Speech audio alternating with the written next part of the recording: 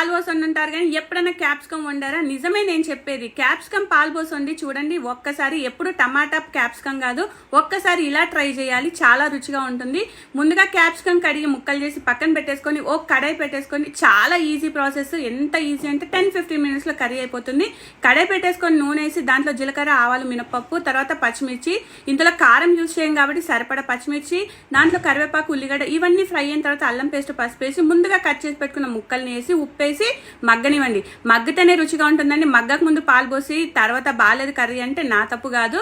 తర్వాత కొంచెం పాలు పోసి మూత పెట్టి పాలన్నీ ఇనికేంత వరకు ఉంచి 5 మినిట్స్ వేయండి, ఎక్కువ టైం కూడా పట్టదు. పాలు ఇనికిన తర్వాత నువ్వుల పొడి, ధనియాల పొడి, కొత్తిమీర, ధనియాల పొడి ఉంటే అది కామన్, కానీ నువ్వుల పొడి అండి ఇందులో మెయిన్. నువ్వుల పొడి లేకపోతే అస్సలు రుచిగా ఉండదు. నువ్వులు వేయించి పొడి చేసేసుకున్నాను, ఆ పొడి వేసాను. ఒక్కసారి మీరు ట్రై చేయండి. ఇంకెందుకు ఆలస్యం, వెళ్ళి క్యాప్సికమ్ తెచ్చేసుకోండి.